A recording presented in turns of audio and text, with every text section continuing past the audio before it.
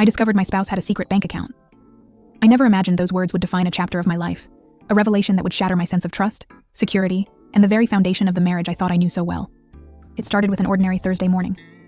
The sunlight was streaming through our bedroom window, casting warm streaks across the floor, birds chirping outside, and a faint aroma of coffee lingering in the air. I had a strange premonition that day, though I couldn't have articulated it at the time. I was sorting through some mail while my spouse, Alex, was in the shower, humming an oddly casual tune, completely unaware of the storm about to unfold. That's when I noticed an unfamiliar statement slipped in with a stack of envelopes, an electronic notice from a bank I had never heard of.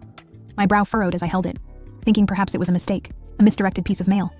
But the account number, the name, the details, it was all real, and it bore Alex's name. My heart started pounding, a sudden tightness gripping my chest as suspicion and disbelief collided. I waited, frozen, as if the universe had paused around me, and then the logical questions began to form, spiraling rapidly in my mind. Why had Alex never mentioned this account? What was in it?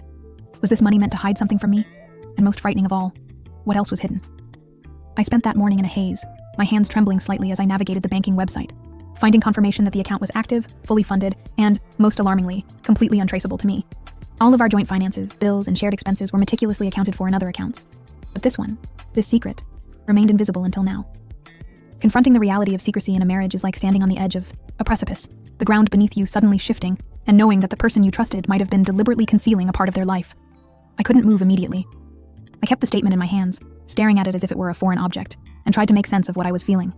Anger, betrayal, disbelief, sadness, all of it intertwined, knotted into something raw and consuming.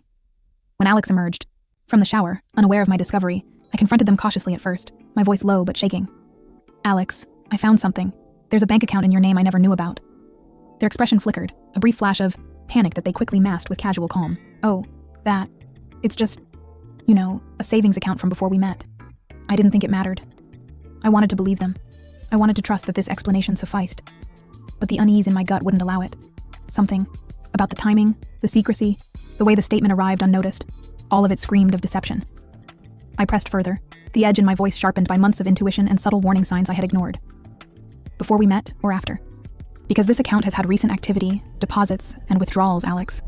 That's not before we met. That's now. That's while we've been married. The sudden tension in the room was palpable.